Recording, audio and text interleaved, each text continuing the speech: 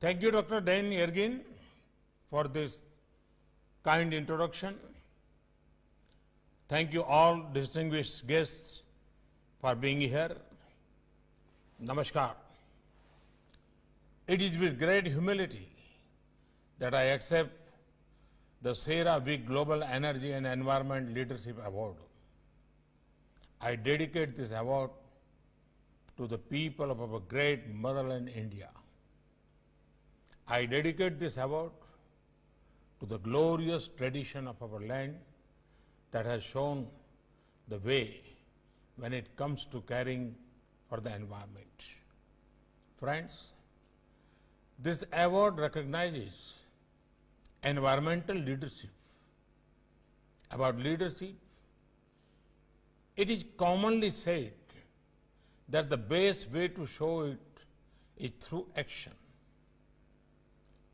There is no doubt that when it comes to care for the environment, the people of India are leaders. This has been the case for centuries.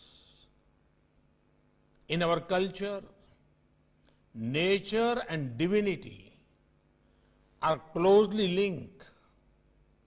Our gods and goddesses are associated with some or other tree and animal. The trees and animals are also sacred. You can pick literature from any state in any language. You will find many examples of the close bond people and nature have enjoyed. Friends, in Mahatma Gandhi, we have one of the greatest environment champions to have ever lived. If humanity had followed the path given by him, we would not face many of the problems we do today. I would urge you all to visit Mahatma Gandhi's home in the coastal city of Porbandar, Gujarat. Next to his home, you will get very practical lessons on water conservation. There are underground tanks constructed over 200 years ago. They were built to save rainwater. Friends, climate change and calamities are major challenges today. Both are interlinked. There are two ways to fight them. One, and that is through policies, laws, rules, and orders.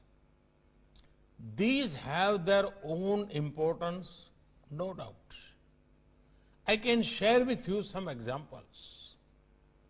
Share of non-fossil sources in India's installed capacity of electricity has grown by 38% now. We have moved to Bharat 6 emission norms since April 2020. This is equal to Euro 6 fuel.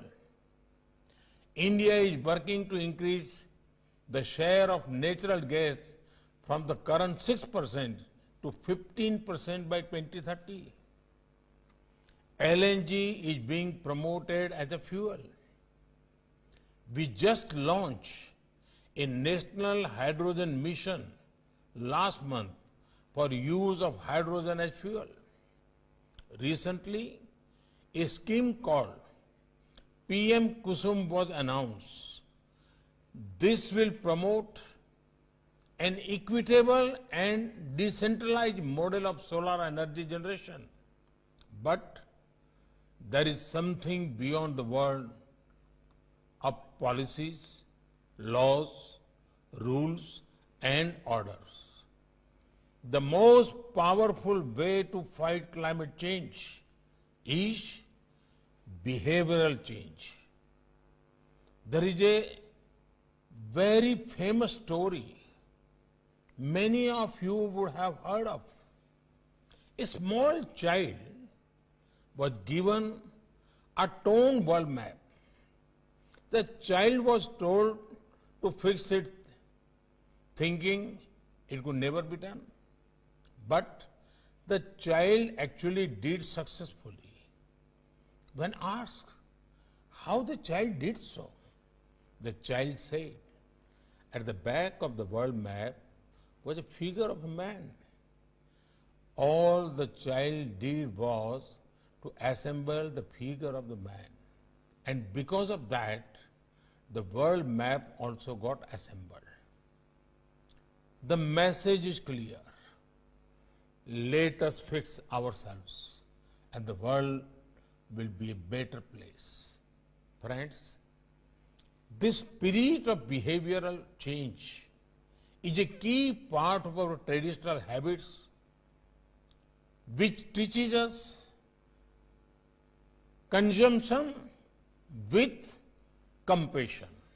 A mindless throwaway culture is not a part of our ethos. Look at our farming methods or our foods. Look at our mobility patterns or in energy consumption patterns. I am proud of our farmers who are constantly using modern techniques of irrigation.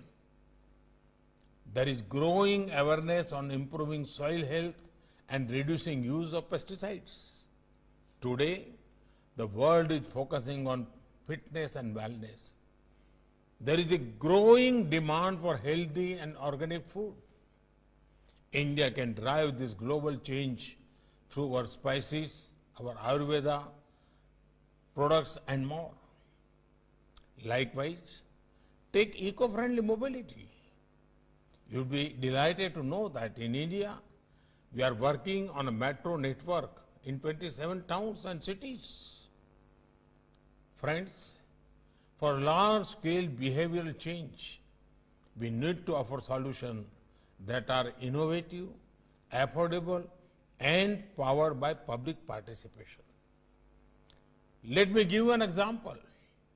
The people of India decided to embrace LED bulbs on a scale that has never been seen before.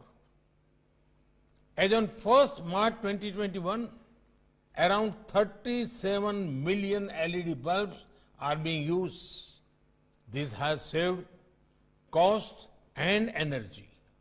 Over 38 million tons carbon dioxide have been reduced per year. There is another example of India's Give It Up movement. A simple request was made to people to give up their LPG subsidy for the benefit of the more needy people. Several people across India voluntarily gave up their subsidy. This played a major role in India being able to provide smoke-free kitchens to lakh of households. LPG coverage in India has seen a remarkable growth from 55% in 2014 to 99.6% today. Women have been the major gainers due to this. These days, I am seeing one more very positive change. Waste to wealth is becoming the buzzword in India.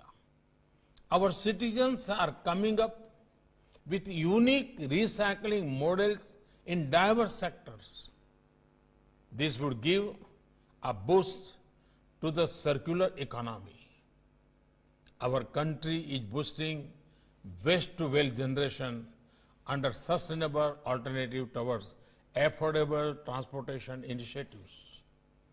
5,000 compressed biogas plants will be set up by 2024 with a production target of 15 MMT. It would help the environment and further human empowerment.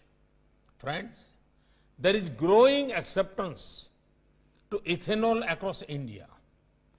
Based on people's response, we have decided to advance the target of 20% blending of ethanol in petrol by 2025 from the earlier 2030.